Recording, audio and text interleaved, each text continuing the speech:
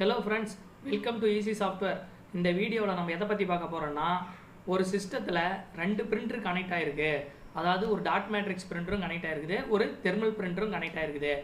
இப்போ பார்த்தீங்கன்னா wholesale bill பார்த்தீங்கன்னா டாட் மேட்ரிக்ஸில் பிரிண்ட் எடுக்கிறாங்க.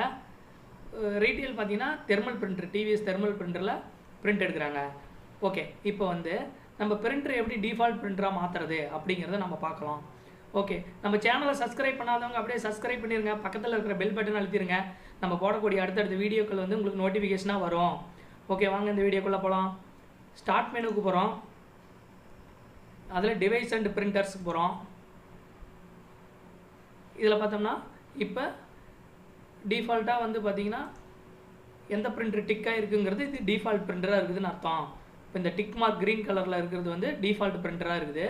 ஓகே, சப்போஸ் நம்ம இன்னொரு பிரிண்டருக்கு டிஃபால்ட்டாக மாற்றணும் அப்படின்னு நினைக்கும் போது எந்த பிரிண்டர் டிஃபால்ட்டாக பண்ணணுமோ அந்த பிரிண்டர் மேலே வச்சு ரைட் கிளிக் பண்ணி செட் ஆஸ் டிஃபால்ட் பிரிண்டர் அப்படின்னு கொடுக்குறோம்.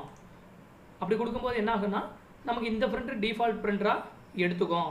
அப்போ நம்ம சாஃப்ட்வேர்லேருந்து பிரிண்ட் கொடுக்கும்போது எந்த பிரிண்டர் ஃபஸ்ட்டு டிஃபால்ட்டாக இருக்குதோ அந்த பிரிண்டருக்கு ஆட்டோமேட்டிக்காக அந்த டிரைவருக்கு நம்மளுடைய பிரிண்டிங் ப்ரோக்ராம் அசைன் ஆகிடும். ஓகே, இப்போ நமக்கு தேவையான பிரிண்டர் நம்ம டிஃபால்ட் பண்ணிக்கலாம். இப்போ தெர்மல் பிரிண்டர் பில் எடுக்கணும்னா தெர்மல் பிரிண்டர் டிஃபால்ட் பண்ணிக்கலாம்.